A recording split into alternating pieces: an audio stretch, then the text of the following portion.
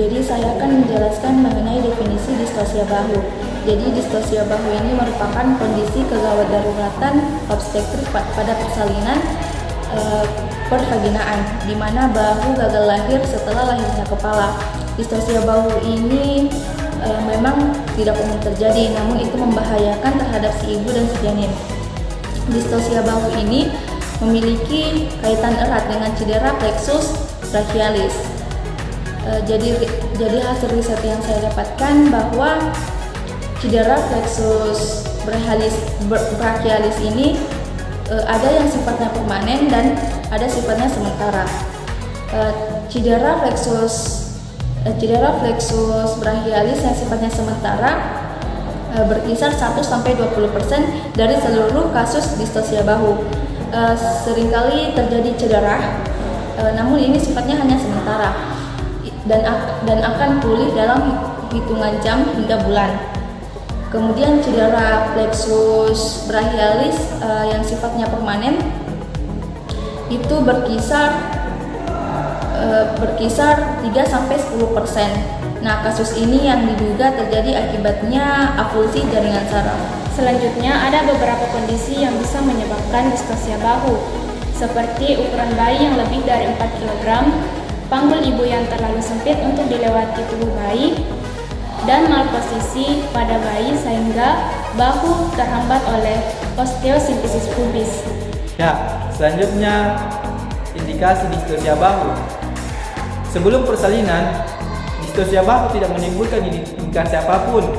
Namun, pada saat persalinan, distosia bahu dapat menimbulkan kondisi seperti kepala bayi keluar, tetapi tubuhnya tidak dapat keluar melalui jalan lahir, dan kepala bayi keluar tetapi kemudian masuk kembali ke jalan lahir atau tahap bersalin. Kedua kondisi tersebut menyebabkan persalinan menjadi terhambat atau macet sehingga membutuhkan waktu yang lebih lama. Nah, selanjutnya komplikasi yang akan terjadi pada saat terjadi distosia bahu. Yang pertama, komplikasi pada ibu.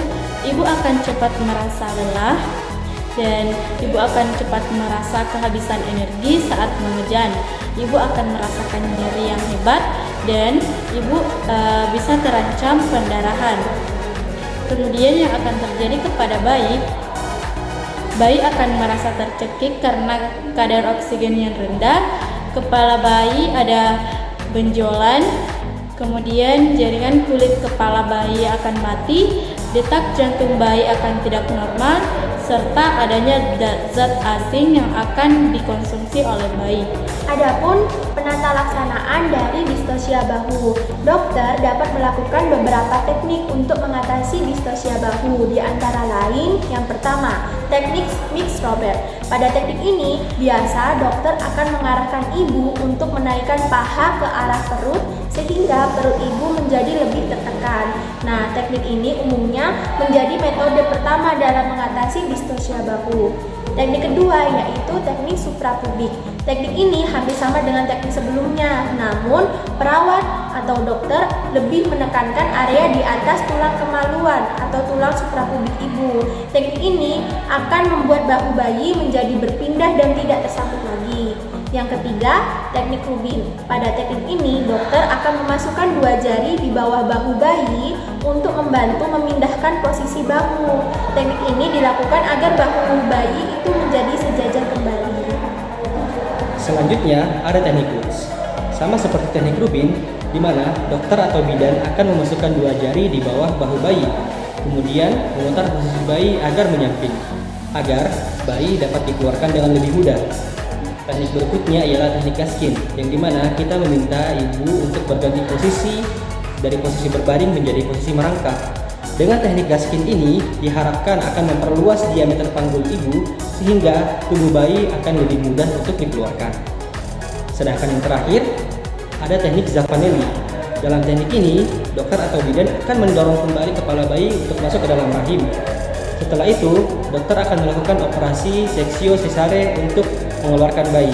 Meski demikian, teknik ini cukup berbahaya untuk dilakukan. Nah, jika teknik-teknik tersebut tidak cukup membantu dalam proses persalinan, maka dokter akan mempertimbangkan untuk penggunaan forceps ataupun vakum persalinan.